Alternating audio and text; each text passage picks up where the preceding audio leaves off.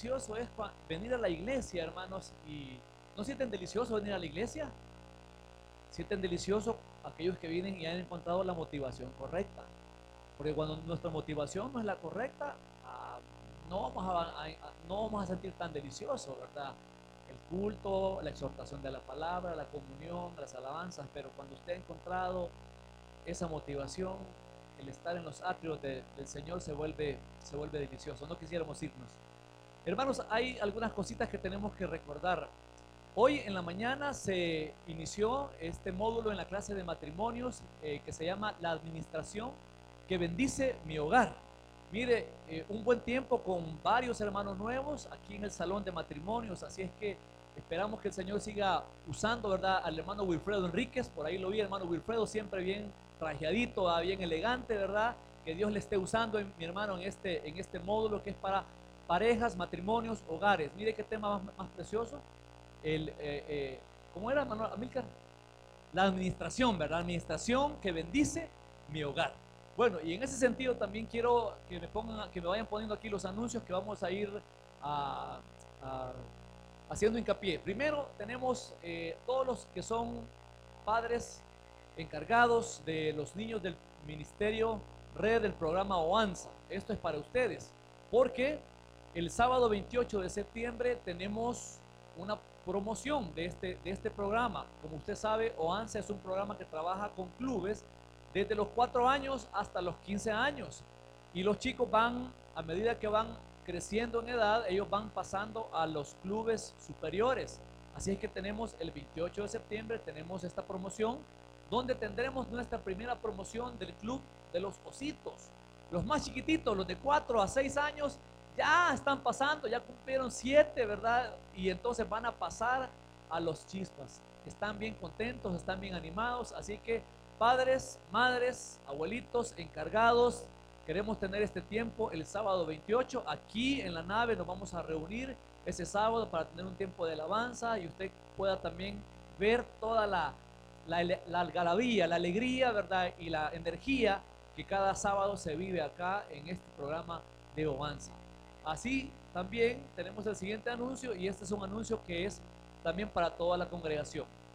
El próximo sábado, que es 14 de septiembre, estamos promoviendo la asistencia a ver esta película a las salas de Cinemark Metrocentro. Esta película se llama Vencedor y es una película que obviamente cristiana, ¿verdad? Los productores son cristianos y es una película que nos habla sobre nuestra identidad en Cristo, nos confronta y nos trata temas de la actualidad, temas que estamos viviendo, que atacan al cristiano en particular, que atacan a la familia cristiana, que atacan a la iglesia. Así es que si usted se motiva, ¿verdad? Son $3.50 lo que cuesta. Es un costo preferencial, porque si usted va a Cinépolis o a Cinemark en un día que no es miércoles, pues el costo de la película anda arriba de los $4. Pero aquí, $3.50, hemos conseguido un precio preferencial. El único requisito, anotarse conmigo y pagar antes del jueves 12 de septiembre. Es decir, que el próximo jueves, si usted quiere ir, ya tiene que haber pagado, haber reservado su cupo y el sábado dirigirse directamente hacia Cinemark Metrocentro para poder ver esta película. Y ¿sabe qué? Le animo a que invite a un amigo, invite a un vecino. Voy a ir más allá. Le animo a que usted le pague la entrada al amigo y al vecino y dígale, te voy a invitar al cine para que veas, ¿verdad? ¿Quién se va a resistir a una invitación al cine? Dígame. Todos vamos, hermano. Así que invite a su amigo porque esta película tiene un mensaje también desafiante, evangelístico. Se predica el evangelio de una forma relevante. Así es que les animo, hermanos. Es apta para todo público. Apta para todo público es su clasificación. Y el siguiente anuncio tiene que ver con el aniversario de nuestra iglesia. Tal vez no se alcance a ver mucho ahí porque ahí está, usted mira la mira, dice familias bajo ataque. Y este es el tema, la temática que vamos a estar desarrollando como iglesia en nuestro aniversario número ¿qué? 48, ¿verdad? 48, hermanos, ya vamos llegando a los 50, hermanos, ¿verdad? Mejor no pregunto quiénes están aquí desde el inicio, ¿verdad? Porque vamos a revelar muchas cosas. Pero queremos que usted, hermano, pueda tenerse en mente este tema. familias bajo ataque, hoy más que nunca. En esta época, en este tiempo, ¿sabe cómo se llama ahora? Post-cristiano. Ya no es postmoderno, sino post-cristiano. Después de la cristiandad, después del cristianismo, es los tiempos que estamos viviendo hoy en día. La familia está siendo sacudida, hogares que se están desintegrando, hogares que se están dividiendo, familias en desunión. El enemigo es astuto y sus cañones, su armamento está enfilado a destruir a la familia, porque la familia es la base de la sociedad. Y si tenemos familias destruidas, familias desintegradas, por ende, ¿qué vamos a tener? Sociedades desintegradas. Y vamos a vivir lo que estamos viviendo. Así que toda esta temática la estará desarrollando el pastor David Pedraza junto con su esposa. Ellos vienen de México, de la iglesia allá Torre Fuerte, de la iglesia donde pastorea el hermano René Zapata. Ellos vienen como pareja que está al frente del Ministerio de Matrimonios, y vienen a compartir desde el jueves 24 al domingo 27. Apúntelo ahí en su agenda, le doy permiso que saque su teléfono, su smartphone y lo apunte ahí, apunte estas fechas. 24 de octubre al 27 de octubre, usted no se la puede perder. Y le animo a usted que participa de algún ministerio que nos lleve en oración. A usted, familia, que tiene su altar familiar, que tiene su devocional personal, ponga esta petición, porque sabe, el enemigo va a estar listo para impedir, para estorbar que esto no se lleve a cabo, porque él sabe que si nos mantiene una iglesia aletargada, adormecida, él está ganando la batalla, porque una iglesia que está aletargada, adormecida, no es una iglesia pertinente ni efectiva en su tiempo. Así es que no nos vaya a pasar, ¿verdad? Como estamos hablando de las iglesias del Apocalipsis, las 7 iglesias donde el Señor nos diga: te voy a quitar el candelero porque no está dando, no está siendo pertinente. Y hoy el hermano Milton nos va a desafiar con este tercer mensaje, ¿verdad?, a la iglesia de Pérgamo. Así que pongámosle mucha, pero mucha atención. Quiero pedirle a los hermanos diáconos que puedan prepararse también. Vamos a pasar a nuestro tiempo de ofrendas. Y quiero también cerrar con este anuncio. No lo dije en el culto de las 7, pero lo digo aquí. Ustedes tienen la primicia. Para los padres también de Oanza, Red Oanza, estamos pensando tener nuestro campamento en el mes de noviembre. Mire, no voy a decir todavía fecha, solo digo noviembre. Manténgalo ahí, los chicos ya están de vacaciones. Y el tema de este campamento se llama evidencias. Evidencias de un discípulo, evidencias de un hijo de Dios, evidencias de un cristiano, las cuales hoy en día no se están viendo, el mundo no las está viendo. No hay ninguna diferencia, decía el hermano Milka en el culto, entre un cristiano y un mundano. No hay diferencia, y debe de existir una diferencia, hermanos. Así que padres de adolescentes, ahí, ¿verdad?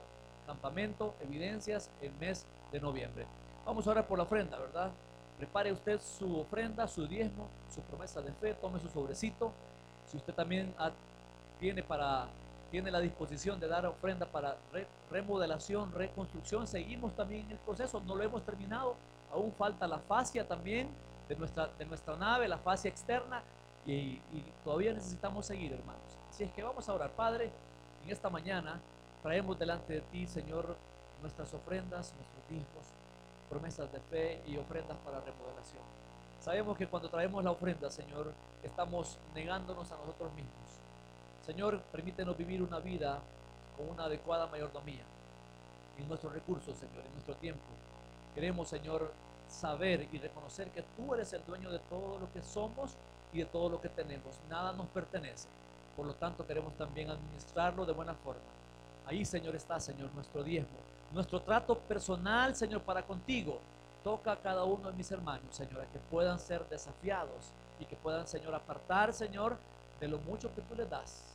O bien quizás de lo poco, también ellos puedan apartar, Señor. Bendice esta ofrenda, Señor, que pueda servir, mi Dios, para que tu reino se siga estableciendo en este país como también en el mundo entero. En el nombre de Jesús, oramos. Amén.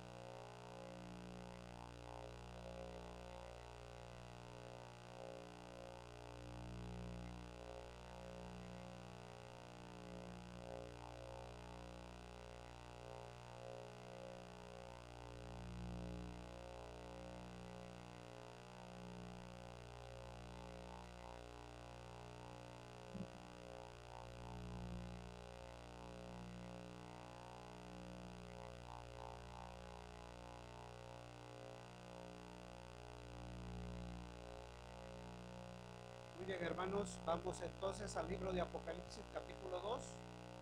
Voy a ver si me entregan el control acá del cañón, por favor.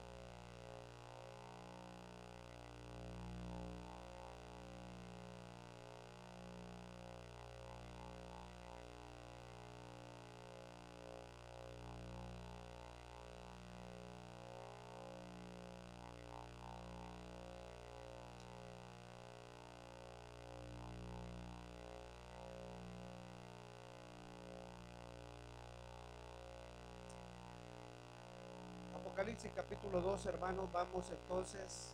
Esta es la tercera iglesia que vamos a ver de las 7, a la que Dios le dice a Juan: escribe. Y hay un mensaje importante para la iglesia de Pérgamo, una iglesia que se escribe en el pasado, pero que tiene implicaciones y tiene relevancia actual. Podríamos decir las cartas del pasado con aplicaciones presentes. Y dice la palabra de Dios, versículo 12 en adelante: y escribe al ángel de la iglesia en Pérgamo, el que tiene la espada aguda de dos filos, dice esto: yo conozco tus obras y dónde moras, donde está el trono de Satanás, pero retienes mi nombre y no has negado mi fe, ni aun en los días en que Antipas, mi testigo fiel, fue muerto entre vosotros, donde mora Satanás. Pero tengo unas pocas cosas contra ti, que tienes ahí a los que retienen la doctrina de Balaam, que enseñaba a Balac a poner tropiezo ante los hijos de Israel, a comer a cosas sacrificadas a los ídolos y a cometer fornicación. Y también tienes a los que retienen la doctrina de los nicolaitas, la que yo aborrezco. Por tanto, arrepiéntete, pues si no, vendré a ti pronto y pelearé contra ellos con la espada de mi boca. El que tiene oído, oiga lo que el Espíritu dice a las iglesias. Al que venciere, daré a comer del maná escondido, y le daré una piedrecita blanca, y en la piedrecita escrito un nombre nuevo, el cual ninguno conoce sino aquel que lo recibe. Bendito Padre, gracias por tu palabra. Nuevamente decimos gracias, porque es a través de ella que nosotros encontramos el camino, la verdad, a través de la palabra de tu Hijo Jesucristo. Señor, que en este tiempo que nos dedicamos a la lectura, a la reflexión, que tu palabra sea expuesta con propiedad, con claridad, de forma sencilla, pero que sea tu Espíritu, Señor, el que hable a la iglesia. Como bien dice tu palabra, el que tenga oído, oiga lo que el Espíritu dice a las iglesias. Señor, dejamos este tiempo en tus manos, en el nombre de nuestro Señor Jesucristo. Amén. ¿Dónde vives tú, hermano? ¿Dónde vives? ¿Dónde vives tú? ¿En qué colonia vives? ¿Cuál es tu vecindario? Bueno, yo sé dónde vivo y sé dónde viven algunos de ustedes, pero no sé dónde viven todos. Pero usted puede decirme esta mañana, ¿dónde vive usted? Pues el mensaje de esta mañana, el Señor quiere decirnos que no importa donde tú vivas, la verdad de Cristo tiene que brillar aún en medio de la oscuridad donde tú vivas. Y así vivas en el trono de Satanás, la verdad de Cristo tiene que brillar por medio de ti en medio de la oscuridad. Eso dice la palabra de Dios como el mensaje resumido que quisiéramos dar esta mañana. Pero hay algo más, hermanos. Pérgamo, tercera iglesia. Ya vimos dos iglesias. La primera: o me amas con todo tu corazón, con toda tu fuerza, o mueres. El domingo pasado es Mirna, iglesia que sufre en medio de la persecución. Le dice el Señor: no temas, porque va a venir más persecución. Y ya dijimos, hermanos, el futuro nos sorprende a nosotros los humanos, no así al Señor, que sabe lo que vas a vivir, lo que yo voy a vivir mañana en el futuro. Y el Señor me dice, yo sé lo que vas a padecer, pero ¿sabes qué? No temas, porque yo estoy contigo. Así que no nos podemos escapar, hermanos, de una vida de sufrimiento. No abra sus oídos a otro tipo de enseñanzas, porque el cristiano, desde la centralidad de la cruz, que muestra el oprobio y todo lo que Cristo sufrió por usted y por mí cuando da la vida en la cruz, alto precio pagó el Señor para que usted y yo gocemos de la salvación. A partir de ahí, el camino del cristiano es un camino que puede estar camino del sufrimiento por la fe en Cristo. Nada que ver nuestros tiempos actuales con los del primer siglo. Muy bien, es Pérgamo. El Señor le dice, versículo 12 estábamos, vamos allá a la palabra. Escribe, dice, al ángel de la iglesia en Pérgamo: el que tiene la espada aguda de dos filos dice esto. Ya vimos nosotros que el Señor siempre introduce haciendo una presentación de Él. Y ahora Él se presenta con algo, una figura que tiene que ver con el mensaje que le va a entregar a la iglesia de Pérgamo. Y siempre concluye con las mismas palabras. El que tiene oído, oiga. Porque lo que voy a decir, dice el Señor, es importante. El que tenga oído, oiga lo que el Espíritu dice a las iglesias. ¿Y quién es el que se presenta ahora? Jesucristo se presenta como aquel que tiene la espada. Esa espada que según Hebreos capítulo 4 es la que penetra a lo más profundo de nuestro corazón. Es la palabra que discierne nuestros pensamientos, que descubre todo, hermano. Es la palabra de Dios. Es el Señor que penetra nuestros corazones. Él es el que va a hablar. Él es el que descubre cualquier equivocación, cualquier falsa enseñanza. Él la descubre. La palabra de Dios brilla ante cualquier falsa enseñanza. Pero también, hermanos, aquí hay otro símbolo que pudiéramos decir nosotros esta mañana. Resulta que en la ciudad de Pérgamo era la capital política del Imperio Romano en esta región de Turquía ahora. Era el centro político y ahí estaba el procónsul, y el procónsul tenía la espada que decía que tenía toda la autoridad para hacer lo que el imperio deseaba hacer con las comunidades. Tenía el poder, tenía el gobierno. Ese era el símbolo del procónsul, la capital, así como los gobernantes, ¿verdad?, de nuestro tiempo, igualito. Pero el Señor le dice a su iglesia: sobre cualquier gobierno, sobre cualquier autoridad terrenal y sobre la iglesia, quien gobierna es Jesucristo, el Señor. Veíamos ahora en la clase ahí de administración que les dice nuestro hermano, iniciaba estableciendo ese principio para los cristianos. Cristo es el Señor. Y como él lo decía, teóricamente todos decimos, sí, Cristo es el Señor.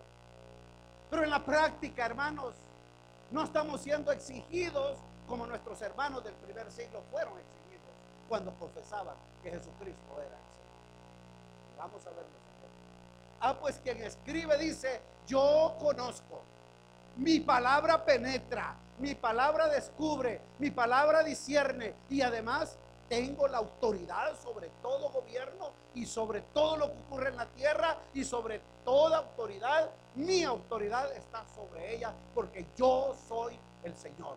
Llevo la espada. Apocalipsis 19, usted lo lee en su casa y verá cómo el Señor se presenta viniendo a la tierra, cabalgando un corcel blanco, y dice que de su boca viene la espada.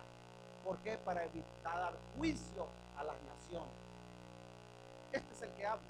El que habla es Jesucristo, el que tiene toda la autoridad. La verdad de Dios debe siempre brillar en la oscuridad, no importa donde tú vivas. La espada Ahora bien, hermanos, veamos entonces, avancemos. Versículo 13. Dice el Señor después de presentarse, después de que la iglesia debe de tener claro quién está escribiendo, quién está mandando la carta. Porque miren, hermanos, cuando a usted le llega un mensajito por WhatsApp, déjeme ilustrarlo de esta manera. Depende quién le mande el mensaje, ¿verdad? Así usted lo lee rápido, y si no, vamos a ver más adelante. ¿Verdad que sí? Que cuando tu esposo te escribe, rapidito, ¿verdad? Está rapidito, porque algo importante tiene o tu esposa. Es que nosotros los seres humanos sabemos diferenciar, hermano.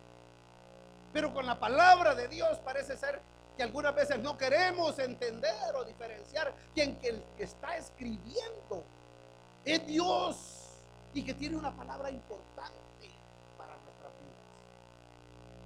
Versículo 13, yo conozco tus obras. Y mire lo que conoce el Señor. ¿Qué cosa?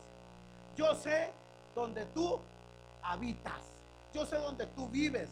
Yo sé, bueno, podríamos decir, permítame, en el ánimo de entender, yo sé donde tú vives, donde tú resides. Dice el Señor, yo sé lo que tú pasas. Yo sé que tú vives en el mismísimo lugar donde Satanás gobierna. El trono de Satanás. Mire, donde está el trono de Satanás. Mas sin embargo, a pesar de que vives donde está el trono de Satanás, digo que elogiarte, iglesia de Pérgamo, porque ¿sabes qué? Retienes mi nombre y no has negado mi fe, ni aún, dice la palabra de Dios, en los días en que Antipas, mi testigo fiel, fue muerto entre vosotros, donde mora Satanás. Qué tremendo, ¿verdad, hermano? Ahora, ¿qué quiere decir esto? Y muchos han especulado y muchos se ha dicho que ¿qué es lo que significa esto del trono de Satanás? Porque lo cierto es que el Señor dice que la iglesia, nuestros hermanos de Pérgamo, vivían donde Satanás tiene su trono. Por eso la pregunta era que yo hacía, bueno, ¿y tú dónde vives, hermano? ¿Dónde habitas? ¿Dónde está tu residencia? Y dice el Señor, yo sé dónde mora, yo sé dónde habita. Es decir, ellos habían nacido allí, allí vivían, ahí residían, pero el Señor no les dice, y tienes que salir de ahí. No, lo que el Señor le dice, yo sé dónde vives, y yo sé que a pesar de que es el trono de Satanás, tú has retenido mi nombre y has guardado mi fe. Ahora, hermanos, un poquito, quizás unos minutos para tratar de entender un poco por qué sería que el Señor califica a la ciudad de Pérgamo como el trono de Satanás. Bueno, ya dijimos que el Pérgamo era la capital del Imperio Romano. En el Asia Menor, ahí estaba el centro político, procónsul tenía su oficina. Pero además, mire qué interesante este dato o esta información. En aquel momento, Pérgamo era una ciudad que tenía la segunda biblioteca más grande de toda la época. Tenía 200,000 volúmenes, en este caso de pergamino, porque por cierto, pergamino viene de la palabra Pérgamo. Porque resulta, hermanos, que ellos estaban emproblemados con Egipto y ya no había papiro, y entonces, como ya no había papiro, ellos tenían que diseñar algo sobre el cual escribir, y así se hicieron los pergaminos, la piel de animales, donde se escribía pergamino. Tenía la biblioteca más grande, no, la segunda biblioteca más grande. ¿Qué quiere decir esto, hermano? ¿Qué implicaciones tiene cuando una ciudad abunda el conocimiento? Son centros de ciencia, son centros de mucha, podríamos decir nosotros, el primer mundo, pues, educados. Ahí hay universidades, ahí hay conocimiento. ¿Qué pasa cuando en las ciudades hay mucho desarrollo de ciencia? ¿Qué es lo que nosotros hemos observado en la historia? Ahí vienen mentes brillantes, decimos nosotros humanamente hablando. Mire, mentes que van evaluando, Y entonces empieza a haber personas con pensamientos liberales. Y empieza a proliferar el liberalismo. Y estas mentes liberales empiezan a meter unas filosofías que nosotros ahora les llamamos tolerancia.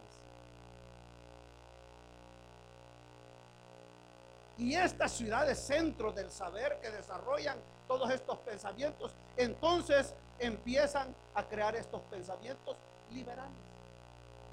Y estos pensamientos liberales permean la iglesia. Mire. Y así tenemos ahora nosotros, en nuestro tiempo, que pensamientos liberales de otras ciudades están llegando a nuestros tiempos, a nuestras ciudades, y nosotros estamos queriendo ser iguales y copiar. Y viene la tolerancia en el sentido de, hay que incluir, inclusive. Y así van todos estos pensamientos. Y ustedes saben a qué me estoy refiriendo. Pérgamo se convirtió en un centro del saber. Había mucha filosofía, muchos pensamientos, muchos liberales. Pero además, mire, Pérgamo tenía otra situación interesante, hermanos. Era un centro de adoración pagano, de idolatría. Tenía, mire, sus deidades eran estos: Zeus Soter. ¿Qué quiere decir eso? Zeus Salvador. Iban a un templo. Bueno, yo quise poner esta fotografía que tal vez no se distinga muy bien hacia atrás. Usted la puede encontrar.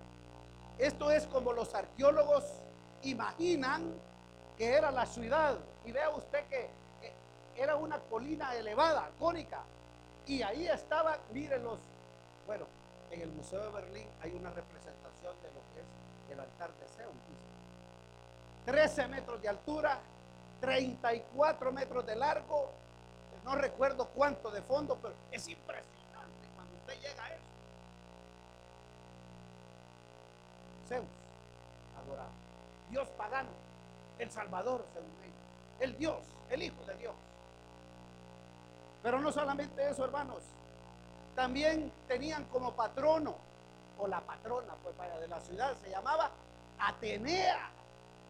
Y tenían ellas sus fiestas patronales, hermanos. Mire, había fiestas en el templo de Zeus. Había fiestas patronales. ¿No le suena a usted algo de eso de las fiestas patronales? ¿Le suena? ¿O no le suena las fiestas patronales a usted? Ay, nosotros como decíamos las fiestas patronales de Augusto. Mire el trasfondo que pueda tener todo esto, hermano. La patrona Atenea tenía sus fiestas, y en esas fiestas ahí había idolatría, había inmoralidad sexual. Bueno, pero era la patrona de la sabiduría, de la verdad. Y tenían otro dios. Todavía me quedan unos minutos para eso. Mire, había un dios Dionisio. Había templo para Dionisio. ¿Y quién es Dionisio? Para los que van a ver, mire, Dionisio, yo lo diría así, es el dios del placer. El dios del vino, pues, también tenía sus fiestas. Ahí la gente llegaba a darle rienda suelta. El dios de la borrachera, pues, tenía sus fiestas también. Todo el mundo tenía que ir. Y tenía otro dios, el último, que vamos a ver aquí. No lo estoy diciendo en orden de prioridad, simplemente lo escribí así, hermano. Y ese se llama, ay, qué raro es el nombre, ¿verdad? Esculapio. ¿Y quién era este dios? Este era el dios pagano de la sanidad. Porque Esculapio representaba que a través de él y del culto pagano tenían acceso a la salud, a ser sanos. De hecho, hermanos, hay una tradición ahí que se escribe que se cree que el símbolo de la medicina actual ¿Sabe usted cuál es el símbolo de la medicina actual que muchas veces se ponen en algunos ¿cómo se llaman estos rótulos de los galenos? Así les decimos a veces, ¿verdad? El galeno Pérez. ¿Por qué decimos el galeno Pérez? O no sé si aquí tengo otro hermano que es médico. El galeno. El galeno es un hombre que estudió en la universidad, ahí en Pérgamo, y por eso viene el nombre galeno. Y él estudió, es uno que avanzó en la medicina. Pero ¿sabe cuál es el símbolo de eso? Son dos serpientes que se enrollan en un vaso. Todo eso nosotros lo traemos, hermano. ¿O solo es una? Ah, no, son dos. Entonces ya matamos a la otra. Sí, no, bro. Es una. Bueno, hay una tradición ahí por la cual se tiene eso. Y no nada que ver con Moisés, hermanos, porque alguno puede estar pensando que tiene que ver con que Moisés levantó las... No, no tiene nada que ver con Moisés, hermano. Ese símbolo viene de estos cultos de idolatría. Pues esta iglesia estaba sometida a esas fiestas continuamente. Y los ciudadanos que no participaban en todas estas fiestas patronales, por decirlo de esta forma para entenderlo nosotros, eran mal vistos, porque entonces eran ellos unos ateos. Pero quizá la principal razón por la cual el Señor pudo haber calificado a esta ciudad como el trono de Satanás puede ser, hermanos, que se debía a esta situación. Pérgamo fue llamada la guardiana del culto al emperador. Ahí habían 3 templos dedicados para la adoración a la personalidad, la adoración a César, el emperador. Y como dijimos nosotros, ya hemos dicho estos 2 domingos anteriores, toda aquella persona que no decía y no daba tributo a César como el Señor, ese era visto como un hombre o una persona que traicionaba al imperio. Y por lo tanto, empezaba la persecución. Y resulta que Pérgamo, ahí estaba el centro de adoración. Ahí era donde se rendía culto. Mire, decíamos nosotros los domingos pasados que en estas ciudades y en el culto al emperador, una vez al año por lo menos, todas las personas, una vez al año, todas las personas tenían que llegar a esos templos y rendirle culto, tributo y declarar que César era su señor. Una vez al año tenía que ser. Pero en Pérgamo era diferente. En Pérgamo era todos los días, que había que, todos los días, los 300, tenía que ir a usted. Bueno, estaba abierto para que cualquiera usted pueda y rendía culto.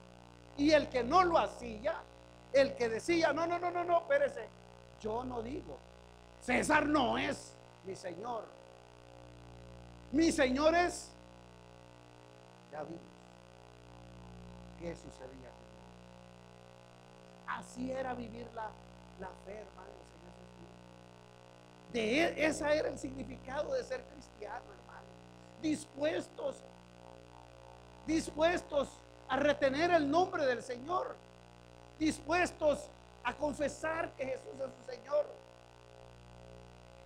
Como decía nuestro hermano ahora, teóricamente todos decimos que Jesús es el Señor. Todos lo decimos. Pero efectivamente, hermanos, para aquellos hombres y mujeres era poner su vida. Era poner su vida. Ahora, aquí detengámonos un momento, hermanos. 2 cosas. Primero, ¿era fácil para estos hermanos alumbrar en donde estaba el mero asiento de Satanás? ¿Era fácil para ellos?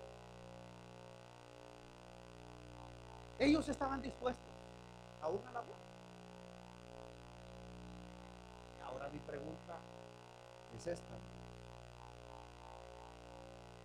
¿Y vos?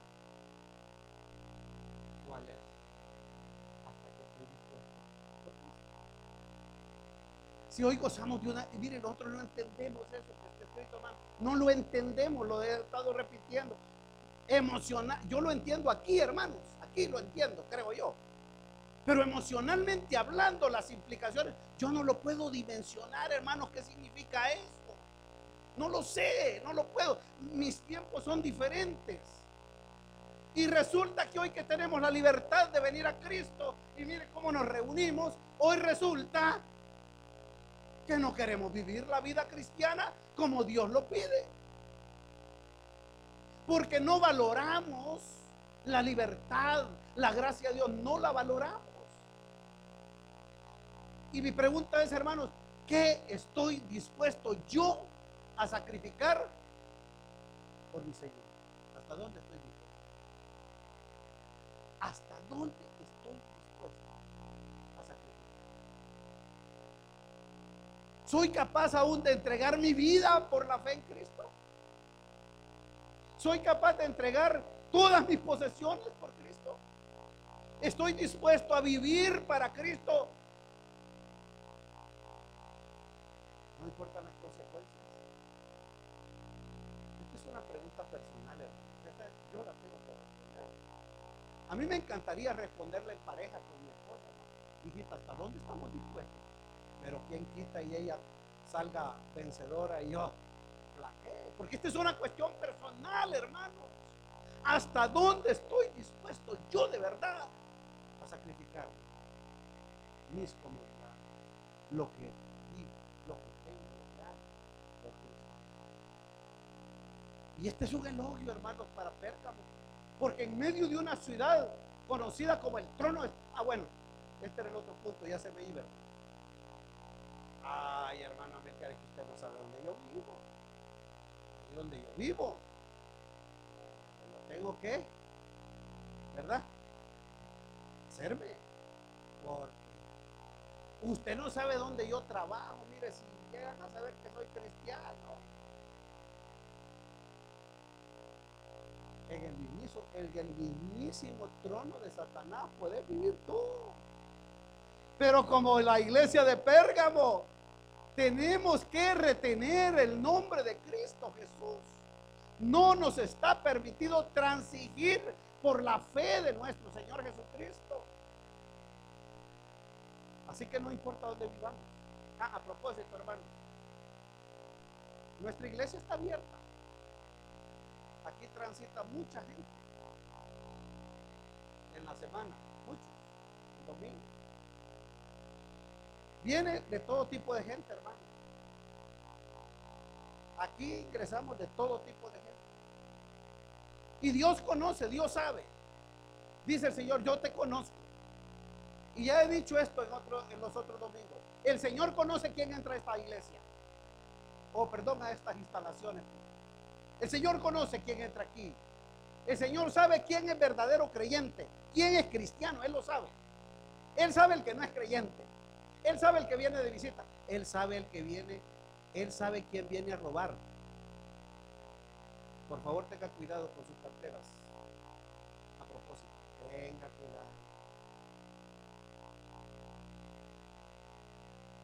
¿Y parece broma? No es serio. El Señor conoce su iglesia. El Señor sabe lo que pasa en estas paredes, en estas instalaciones. Porque esta es la iglesia de Cristo. Y Él es la autoridad. Y Él conoce.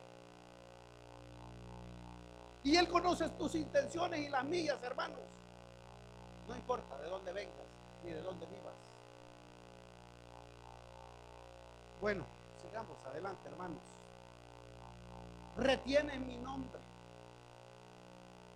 Es tu fidelidad al Señor y a su causa en medio de tanta adversidad. Es fidelidad. No has negado mi fe. Hermanos, ellos seguían confesando que Jesucristo es el Señor. Y dice, aún en los días en que Antipas, mi testigo fiel, fue muerto. No sabemos mucho de Antipas, ¿verdad? Es un nombre interesante. Algunos quizás es primera vez que lo están escuchando. No sabemos mucho de él. Pero mire qué interesante es esto. Que el Señor lo llama, ¿cómo lo llama el Señor a Antipas, hermano? ¿Cómo lo llama? Mi testigo. Ah,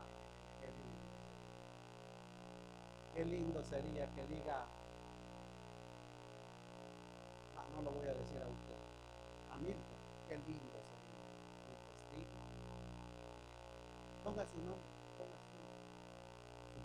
Usted, testigo fiel, en medio de todas las circunstancias. ¿Puede el Señor decir eso? ¿Sabe qué le pasó a Antipas? Según la tradición, ¿verdad? Porque no está en la Biblia. Cuentan que Antipas, precisamente por retener el nombre del Señor y por no negar su fe en Cristo, fue llevado a la muerte de esta manera. Lo metieron en una olla con forma de toro, dice la tradición. ¿Y sabe qué dice? Ah, esa es una olla, toro, una olla en forma de toro, de bronce, una aleación de bronce y cobre. ¿Y sabe qué hicieron con él? Por no negar la fe de Cristo. Lo cocinaron, vivito, lo cocieron. Así defendió. Por eso el Señor dice, ni aún en esos días que viste lo que le pasó a mi testigo fiel, tú sigues fiel a mí. Miren, hermanos, hay, respecto a la fe en Cristo Jesús, hay cosas que no tenemos. Hemos de retener el nombre de nuestro Señor Jesucristo.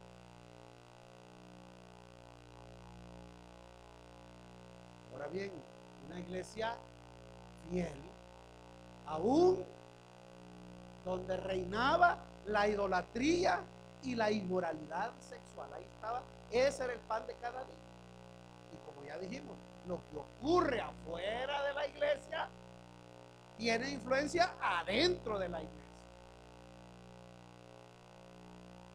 Y esta manera de vivir en la sociedad puede ser, era la razón por la cual empezó a filtrarse en la iglesia. Y dice el versículo 14, pero tengo unas pocas cosas contra ti.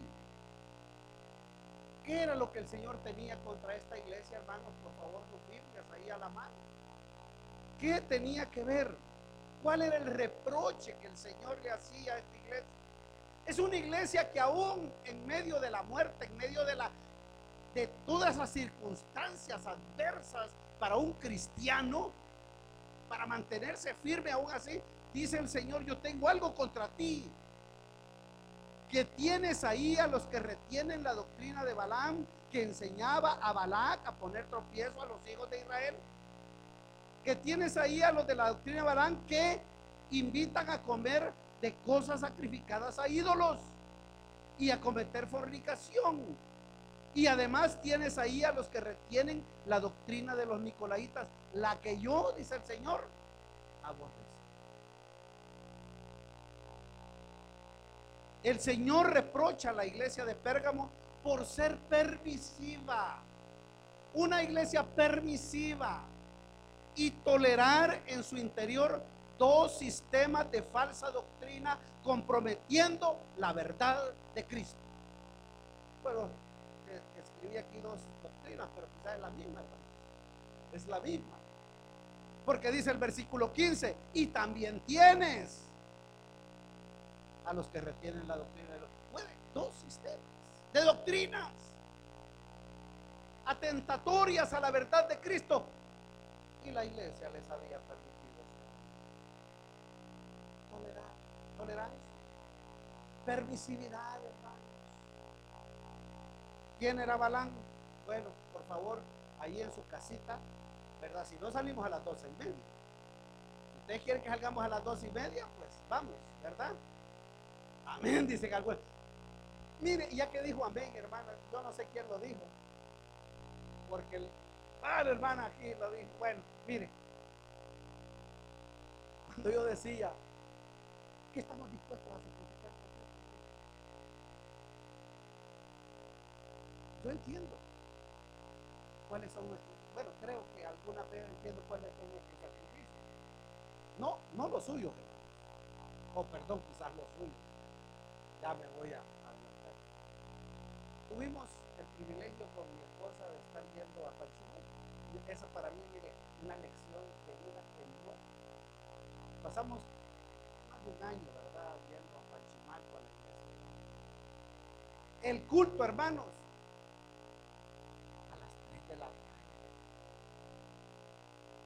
Esto está alto, hermano. Y los hermanos fieles. Cabroncito. Esto es peor. No, estamos en aire acondicionado. Una noche un hermano me dijo, mire, bueno, adiós, hermano. Y yo lo vi con una lámpara. Y yo le digo, hermano, ¿lo puedo ir a dejar? No, me dijo, no. No, esto no lo sabe mi esposo y lo va a hacer. No, me dijo, no, hermano, no. Ahí es muy peligroso. Y usted, a mí ya me conoce. ¿Y por qué va con lámpara? Es que por ahí no hay luz. No, hombre, le dije yo, aunque sea, déjeme llevarlo ahí en la carretera y ahí se baja. Me dijo, vaya pues. Mire, hermano. Y vamos. Y va a dar. Y ese hombre caminaba, yo creo que media hora. En esa oscuridad. No, nosotros vimos gama. Y cuando los hermanos decían, ¿y usted dónde se congrega? Y ya le decía yo, ¿dónde? Es que esa es una iglesia donde van los ricos.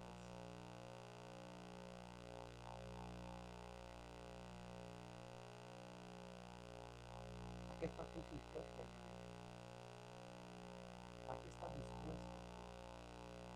Panchimalco fue una lección de vida. Pero eso no era nada comparado con los de nuestros hermanos que estaban dispuestos a ir por la fe. Bueno, eso que se me había quedado por ahí, por lo de las 12. Yo dije, la hermana está dispuesta hasta las 12:30. Algo va a sacrificar esta mañana, escuchar la palabra de Dios. Pero yo entiendo, hermanos, que a las 12, mamá Yolan, allá la veo.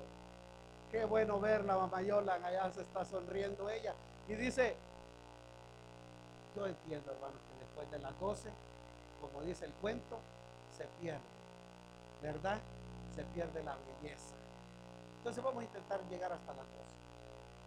La historia de Balaam, hermanos, un profeta a sueldo del Antiguo Testamento, un falso profeta. Su historia se encuentra en Números capítulo 22 al 25. Usted lo puede leer ahí. Este profeta fue contratado por el rey Balac. ¿Para qué? Para maldecir al pueblo de Israel. Y la primera vez, y entonces el profeta regresa donde el rey le dice, mira, no lo puedo hacer porque tengo órdenes superiores que no puedo. Pero Balac sabía lo que quería. Entonces Balac contacta de nuevo a ese falso profeta. Y mire, nuevamente, lo compra. Maldicen al pueblo de Israel. Y va por segunda vez y regresa y le dice, no puedo, no me deja el Señor. Entonces dice, bueno, y vuelve la tercera vez y mire, más todavía. Si por aquellas dos cantidades no, por esta sí. Y dice, regresa y le dice, mira, no puedo. No puedo. No puedo. Pero te voy a dar un consejo. Te voy a dar la clave.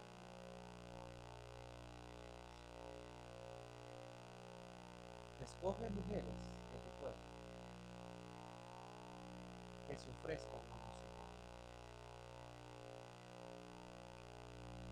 Y cuando ellos sean seducidos por estas mujeres y adulteren contra Dios, entonces van a estar listos para rendirle culto a tu Dios. Mire el consejo del profeta. Y dice la palabra de Dios que los de la iglesia de Pérgamo tenían ahí en medio a personas que promovían la idolatría y la inmoralidad sexual, siguiendo el consejo de Balaam. Ahí los tenía. Pobrecitos los hermanos. Pobrecitos, aquí tengamos. No, nosotros no vamos a ser como ellos, pero aquí sí hay lugar para todos. Alá. Algunos en la iglesia de Pérgamo no fueron seducidos a mezclarse con el sistema pagano. Igualmente los nicolaitas, ¿verdad? Mire, ¿se acuerda que ya habíamos hablado de los nicolaitas? Aunque fue despacito, así, rapidito, ¿verdad? Fue a la iglesia de Éfeso, el Señor le dijo, pero quiero decirte algo, quiero elogiarte, porque en medio de ti están los nicolaitas y yo aborrezco las obras de los nicolaitas. Y así como tú aborreces las obras de los nicolaitas, yo también las prácticas de los nicolaitas. ¿Y cuál era la práctica de los nicolaitas? Pues, aquí lo dice la palabra de Dios. Tienes ahí también a los que retienen la doctrina de los nicolaitas. Pues los nicolaitas, hermanos, cuyo origen no está claro, y por eso no voy a abundar en esta mañana sobre ese tema, para no salir después de las 12:30. Si no, salimos a la 1. Pero entonces, como no quiero abundar, pero no se sabe el origen de los nicolaitas exactamente, pero lo que sí podemos nosotros ver es que tienen una relación directa con los balamitas, y ambos grupos promovían, enseñaban la idolatría y la inmoralidad sexual. Uno con su origen en el Antiguo Testamento y el otro con su origen posiblemente en el Nuevo Testamento, en esas épocas. Falsas enseñanzas que había la iglesia permitido que estuviera adentro. Y uno se pregunta, hermano, ¿y cómo es posible? ¿Y cómo es posible esto?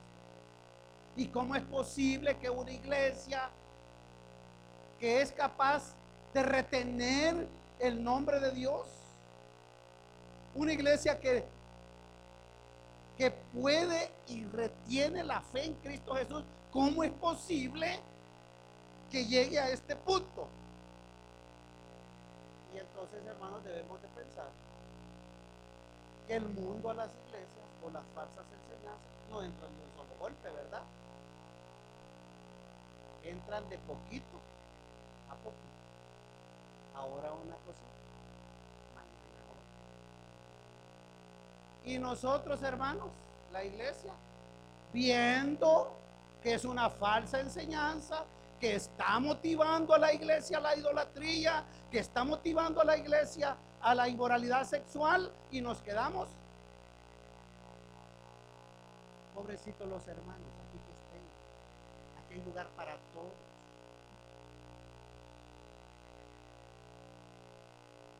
Decía en la primera culto, hermanos, que yo creo que ninguno de los presentes va a cultos satánicos, creo yo. Primero Dios que así sea, ¿verdad? Porque si alguno que está aquí presente va a un culto satánico, te reprendo en el nombre del Señor Jesucristo. Tú no eres parte de la iglesia de Dios. Tú necesitas venir a los pies de Cristo. Tú necesitas entregarle tu vida a Dios y que cambie tu corazón. Porque si tú estás jugando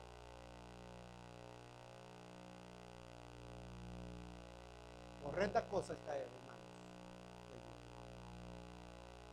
Bueno, creo que no es así. Pero miren, hermanos, las cosas van entrando a la iglesia, esas formas de pensar tan sutilmente, que decía al inicio que hoy estamos a un clic de la inmoralidad sexual. Muchos de nosotros, o muchos, pueden estar expuestos ya mismo a ir al templo de la inmoralidad a través de sus teléfonos y de sus computadoras. ¿Ya? Un clic, la página pornográfica. ¿Dónde está la página pornográfica? ¿Y qué está viendo? Hermano, ¿qué está viendo? No, aquí estaba tratando de ver. Es que rapidito. Inmoralidad sexual. La iglesia no puede permitir eso, hermano. No puede. Esas enseñanzas. se me iba la palabra, pero ya vino. Las relaciones sexuales premaritales. El Señor las aborrece. Las aborrece. Si tú estás en una relación premarital, esta mañana el Señor te dice, pero tengo algo contra ti. Las relaciones fuera del matrimonio, el Señor las aborrece. Bueno, un hermano me dijo al medio culto y yo dije, bueno, está bien, ¿verdad? Y el hermano me dijo, es que los nicolaitas, me dijo, estos se dicen que eran pastores dentro de la iglesia, que entonces estaban allí para incentivar a la iglesia a la idolatría, al culto al emperador. Y mire, me dijo, resulta que en estas elecciones, ahí contrataban a 200 pastores de un partido, 200 pastores del otro, y los reunían a todos a rendirle culto a la personalidad. Dios mío, si fuera, porque aquí en la iglesia lo único que se le rinde culto, honor y gloria es al Señor Dios Todopoderoso. Pero si hay algo en tu vida que te está llevando hacia la inmoralidad o a la idolatría, eso es algo que tú tienes que corregir ya, porque el Señor dice esta mañana, tengo algo contra ti. ¿Y qué hemos de hacer si eso es así, hermanos? Ahí está el consejo de Dios. Veamos entonces. Vamos. Versículo 16.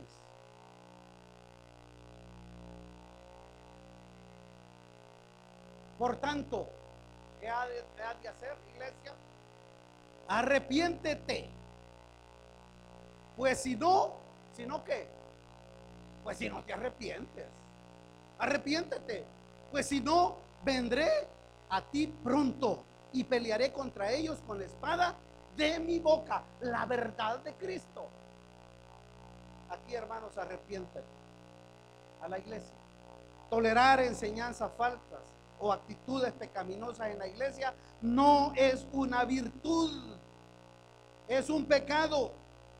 El llamado a la iglesia es a sacar a los falsos creyentes y llevar una vida que agrada a Dios. Y aquí, hermanos, entro a un tema difícil, complicado, se llama disciplina, porque la palabra de Dios, mira, iglesia, tienes que sacarlos, arrepiéntete, tienes que sacarlos, porque si tú no lo haces, yo voy a llegar. Si tú no haces lo que te corresponde, iglesia, yo voy a llegar.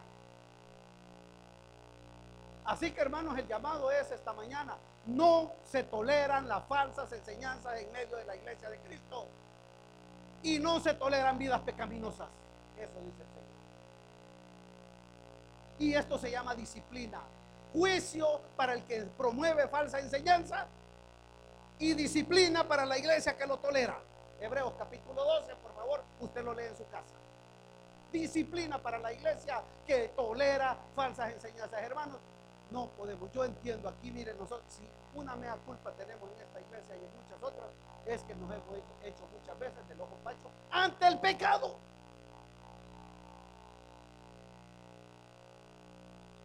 Y no puede ser, dice el Señor, tengo esto contra ti. Claro, hermanos, la disciplina es para restaurarnos, no para hacer del árbol caído.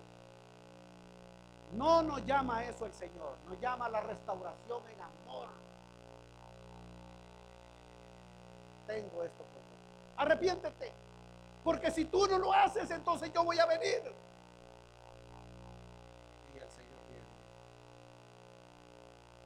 El juicio de Cristo a unos es por su herejía, por su iniquidad, y a los otros es por su permisividad. Juicios para los que practican la idolatría y la inmoralidad, y disciplina para los creyentes por su tolerancia con el pecado. Termina la carta. El que tiene oído, oiga lo que el Espíritu dice a las iglesias. Y siempre la carta termina: con una promesa para el que vence. Y estas promesas tienen que ver con la vida eterna con Cristo Jesús en la eternidad. Y dice la palabra de Dios: al que venciere, daré a comer del maná escondido, y le daré una piedrecita blanca, y en la piedrecita escrito un nombre nuevo, el cual ninguno conoce sino aquel que lo recibe. 3 promesas al que venciere. Ya hemos visto el que vence, primera de Juan capítulo 5 versículo 4, usted lo lee. El creyente fiel al Señor, el que ha dado su vida a Cristo, el que está dispuesto a todo por Él. Al que venciere, aquí las promesas son: le daré a comer del maná escondido. Ya dijimos que en estos cultos paganos se ofrecían sacrificios, y la carne ofrecida a los dioses paganos era comida por la gente en estas fiestas. Pero el Señor te está diciendo: tú no necesitas esas fiestas. Al que venciere, yo le daré el maná escondido. Esto puede significar que a los creyentes de Pérgamo que rehusaran los banquetes de los dioses paganos, Cristo el Señor les dará el maná de su grandioso banquete de vida eterna en el reino de Dios. Y eso lo dice para esta iglesia. Cristo es el pan de vida. En Él estamos satisfechos espiritualmente y materialmente, aunque no lo creamos. Él es nuestro maná. Él está presente en su iglesia. Y hay otra promesa, hermanos. No, voy a ir rápido para la piedrecita blanca. Dará una piedrecita blanca. Y he puesto 3 opciones, y hay más opciones de interpretación respecto a la piedrecita blanca, pero yo me quiero detener en esta, hermanos. Resulta que en ese tiempo, en el Imperio Romano, los atletas que iban a su competencia y resultaban vencedores, a ellos se les entregaba una piedrecita.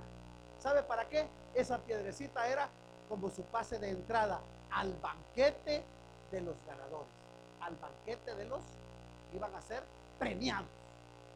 Pues puede ser, hermanos, que esa piedrecita blanca resulte que al que vence, el Señor dice: no tienes necesidad de ir a esos banquetes. Tú estarás el banquete eterno en las bodas del Cordero conmigo, dice el Señor. Y por eso yo te entrego una piedrecita blanca que te da la entrada a la gloria, al reino eterno.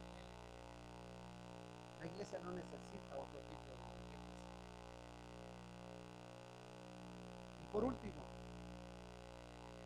le daré un nombre nuevo, el cual ninguno conoce sino aquel que lo recibe. Esto es personal, hermano. Esto es personal. Solo el que lo recibe lo conoce. Se ha dicho mucho alrededor de qué significa esto, pero yo quisiera esta mañana, hermanos, decirles: este nuevo nombre refleja el amor de Cristo y su adopción a los que lo han recibido. Solo ellos lo conocen. El Señor en la historia de la Biblia le cambió el nombre a varias personas. ¿Se recuerdan a uno? A Jacob le cambió su nombre. Ya no te llamarás así, ahora tienes una nueva relación con Cristo, con Dios. ¿A quién más le cambió el nombre? Voy a ir más rápido. A Pedro le cambió el nombre. Así que aquel que entrega su vida a Cristo vence ante todo este mundo lleno, porque está dispuesto por el Señor, recibe un nombre nuevo, que solo usted lo conoce, y es el nombre con el que el Señor lo llamará a su presencia. Entonces, hermanos, tiene que brillar la verdad de Cristo en medio de la oscuridad. No en medio de la oscuridad, no importa donde tú vivas, donde tú trabajas. Iglesia, no puedes tolerar las falsas enseñanzas ni la pecaminosidad. Y esto es lo que dice el Señor esta mañana: el que tiene oído, que oiga lo que el Espíritu dice a las iglesias. No puedes seguir viviendo en inmoralidad sexual, ni en idolatría, ni en ninguna otra cosa que contraiga la santidad de Dios. Bendito Padre. Puestos de pie, hermano. Bendito Dios, te alabamos, te damos gracias esta mañana por tu palabra. El que tiene la espada de dos filos habla a la iglesia. Señor, tú has sido para la iglesia de Pérgamo un llamado a mantenernos firmes en medio de la oscuridad, a no permitir que pensamientos extraños llamados de tolerancia o de inclusión vengan y menoscaben la verdad de Cristo en medio de tu iglesia. Y estamos dispuestos a ir hasta donde tú quieras, Señor, por defender tu palabra. Señor, gracias por tu misericordia para con nosotros. Gracias porque tú siempre nos das una oportunidad más. Cada día es nueva tu misericordia y, Señor, este es el día en que tú, Señor, nos hablas y nos invitas. Si esta mañana hay un amigo que no ha recibido a Cristo en su corazón, esta mañana quiero hacer la invitación en el nombre del Señor Jesús.